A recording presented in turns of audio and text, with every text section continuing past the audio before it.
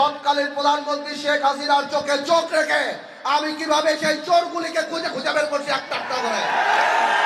আপনাদের মনে আছে আমার দেশ নেত্রীর বিরুদ্ধে যখন মামলা দেয় তখন একমাত্র আমি দাঁড়িয়ে বলেছিলাম বাংলাদেশের সবচেয়ে জনপ্রিয় নেত্রী খালেদা জিয়া।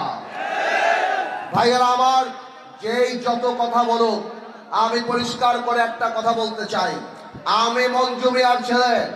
আমার উত্তর দিগলদি বাড়ি, যে রাইসুল ভাই বলে গেল, ভোলা আমার বাপের কবরস্থান। আমি মারা গেল হয়তো আল্লাহ চাইলে আমার কবর এখানে হবে। আমার বাপরে একবার বিশ্বাস করে আপনারা ঠকেন নাই, এবার আমারে বিশ্বাস করে দেখেন, ইনশাল্লাহ ঠকবেন না আপনারা। এই ভোলার উন্নয়ন ইনশাল্লাহ আমাদের হাত দিয়েই হবে। প্রত্যেকটা প্রার্থী আপনাদের কাছে একটাই কথা বলে যাবে, আমরা ভোলা বরিশাল সেতু করে দেব, বলবে আমরা মেডিকেল কলেজ করব, বলবে আমরা বিদ্যুৎ দিব, আমরা গ্যাস দিব। আমিও একই কথা বলি, কিন্তু আপনাদের মনে রাখতে হবে আপনারা বিশ্বাস করেন কোন প্রার্থীকে, সেটাই সবচেয়ে বড় কথা।